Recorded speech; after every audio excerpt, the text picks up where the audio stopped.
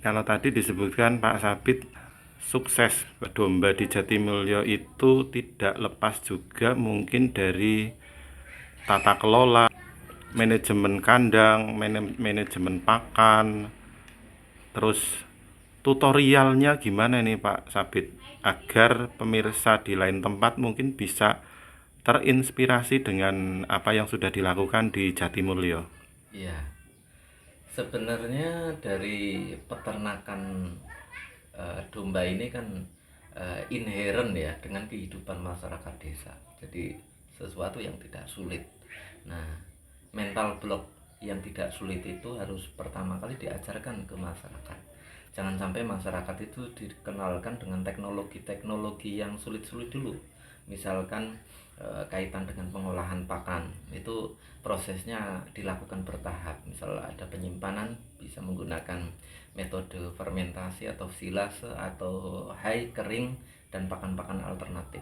Yang lebih utama sebenarnya masyarakat dalam konteks memberi pakan itu adalah apa yang ada, apa yang tersedia di alam, sehingga masyarakat tidak terbebani dengan biaya operasional. Itu yang pertama, manajemen pakan. Manajemen kandang memang domba ini membutuhkan semacam rumah yang mungkin memberikan ekosistem yang sehat. Misalkan ketinggian kandang dari struktur tanah, kemudian keamanannya, misalkan lebar lantai antar kayu-kayunya, kemudian juga perlindungan dari cahaya matahari, mungkin juga dari hujan. Nah, dari yang paling penting sebenarnya itu dipetakan juga adalah kesehatan hewan, karena buat apa beternak hewan tanpa tahu kesehatannya, naluri hewannya, kemudian cara memberi pakannya, hambatan-hambatan dari sisi penyakit ini.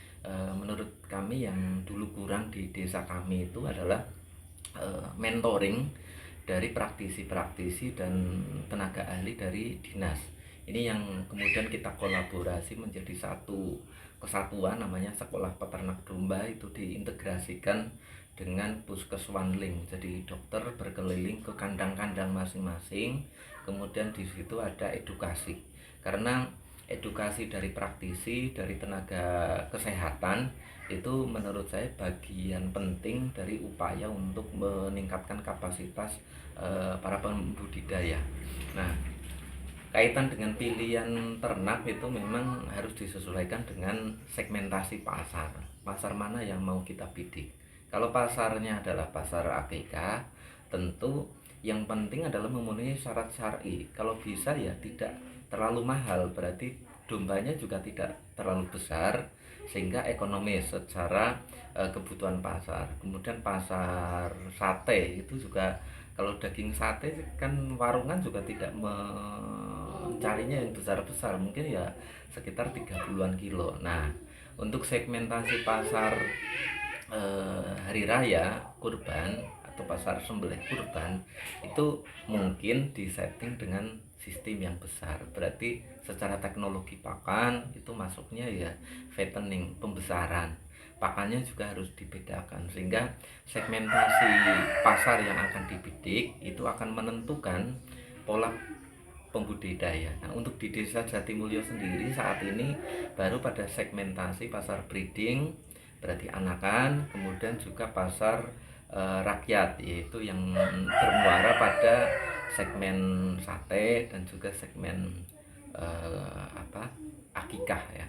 Karena dengan berjalannya waktu, kalau masyarakat saat ini itu lebih banyak tren kultur yang lahir dari agama. Misal akikah itu dilaksanakan dengan pola-pola pembelian paket akikah. Nah, ini jadi peternak itu harus menentukan dulu segmentasinya. Jika segmentasinya salah, kemudian maksudnya tidak nyambung antara segmentasi dan budidaya, kita membelinya domba yang segmennya, domba atau kambing yang segmennya kontes, sedangkan nama brand dari farm atau peternaknya tidak kuat, tentu dombanya domba dan kambingnya akan dibeli dengan dasarnya adalah dasar pasar rakyat, tentu akan mengecewakan bagi peternak.